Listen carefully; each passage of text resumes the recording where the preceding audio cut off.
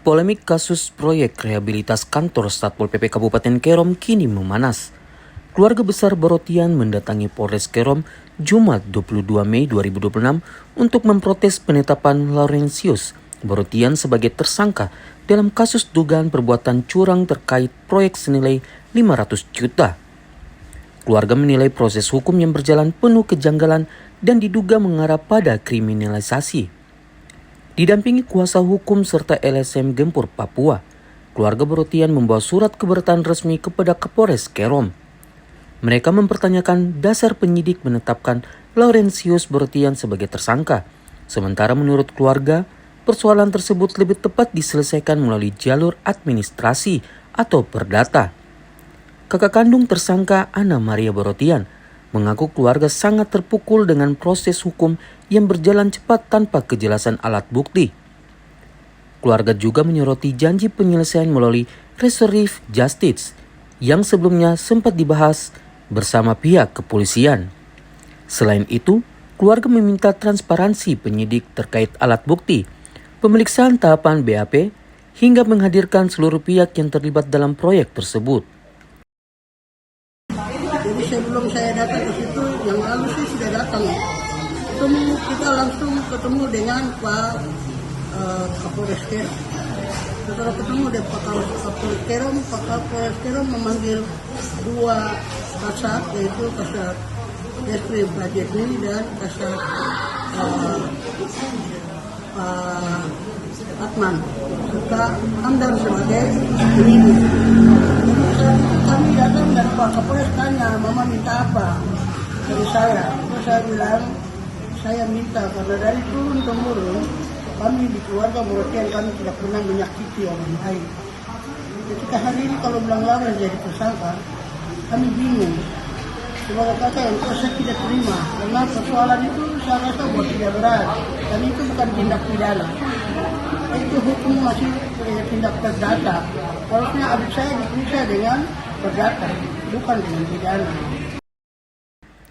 Sementara itu, Ketua LSM Gempur Papua Panji Mangkunegoro menilai penyidik harus memahami aturan pemerintahan dan kewenangan pejabat pelaksana tugas atau PLT sebelum menetapkan seorang sebagai tersangka. Klien kami hanya menjalankan perintah jabatan. Ini harus dilihat secara administrasi pemerintahan, bukan langsung dipidanakan.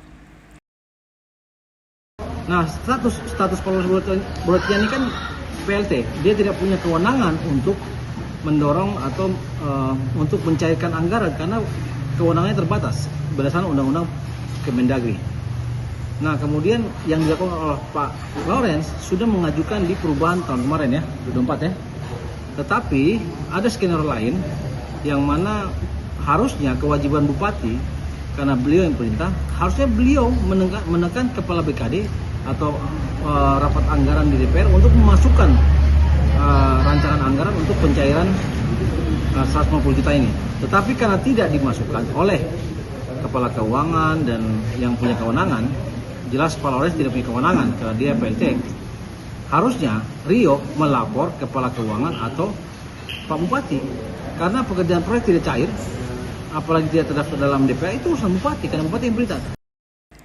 Di hadapan keluarga dan pendamping hukum, Laurentius Borotian membantah seluruh tuduhan yang diarahkan kepadanya. Ia menegaskan dirinya hanya menjalankan tugas sebagai pelaksana tugas kepala dinas berdasarkan instruksi pimpinan daerah saat itu. Tapi yang punya kewenangan untuk melapor ini kan direktur. Tetapi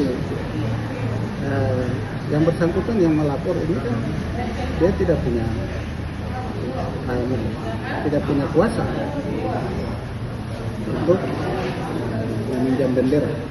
Jadi saya lihat kejanggalan. Kemudian dalam pelaporannya dari pihak Polres tidak jeli melihat persoalan ini membedakan bahwa ini persoalan pidana atau persoalan perdata. Jadi dalam laporan polisi ini kan tidak mestinya harus dalam tahap ke tahap itu langsung menaikkan status, tetapi kan harus melihat kembali undang-undang. Nah, kemudian saya pikir keliru juga untuk menetapkan saya sebagai tersangka karena persoalan saya ini bukan persoalan pribadi, tetapi saya menjalankan perintah dinas. sehingga yang dilaporkan itu harus pemerintah Pemda Kerom, bukan pribadi saya. Saya menjalankan tugas. Tugas secara lisan itu kan tertuang di dalam pasal 51 di KUHP. Laurentius juga mempertanyakan dokumen proyek yang digunakan sebagai dasar laporan polisi karena dinilai tidak sesuai dengan pekerjaan yang sedang dipersoalkan. Keluarga Borotian kini mendesak Polres Kerom menghentikan penyidikan melalui penerbitan SP3 dan meminta kasus tersebut ditinjau ulang secara objektif. Hingga berita ini diturunkan, pihak Polres Kerom telah menerima pernyataan pihak keluarga dan akan memberikan kesempatan mediasi antara pihak keluarga dan juga pelapor terkait tuntutan keluarga Borotian maupun proses hukum yang sedang berjalan yang akan dilakukan awal bulan depan. Dari Jayapura, Papua, Sanggra Morikorowa, Jaya TV mengabarkan.